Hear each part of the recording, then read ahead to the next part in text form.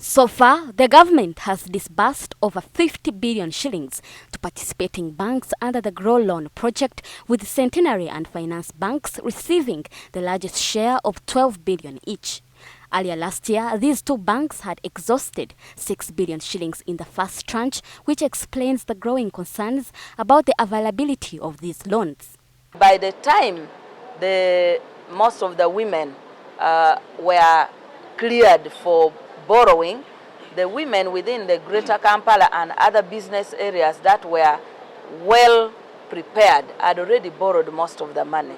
Because of the complaints that some of the people up country have given us as a feedback, we have agreed together with the World Bank, Cabinet and Parliament that we are going to zone the country into 19 sub-regions, and allocation based on population of women in business will be a factor of allocating the money for the sub-region. But that is not the only complaint. Many have questioned the flexibility of banks, particularly the conditions set for collateral, which have left many locked out. The banks also need conditions that will allow them recover.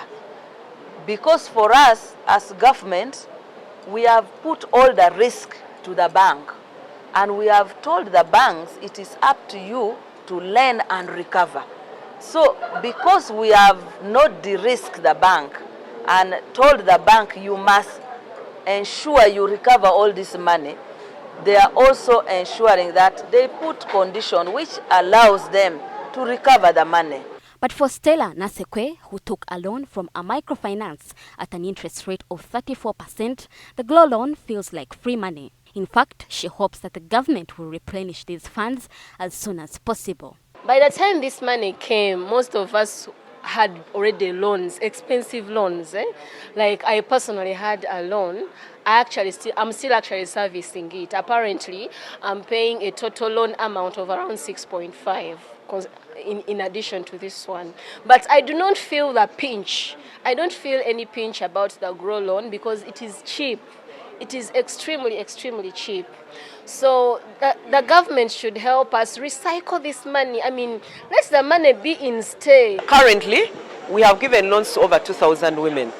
Our target for this quarter, where we are right now, would have been at about 780, but we have 2,000, which is a good start.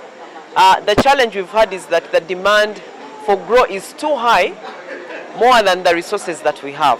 As of January 30th this year, additional disbursements included 11.8 billion shillings to Post Bank, 7.9 billion shillings to DFCU Bank, 1.8 billion shillings to Equity Bank, and 4.5 billion shillings to Stanbic Bank. Rona Nahabwe, Weekend Edition.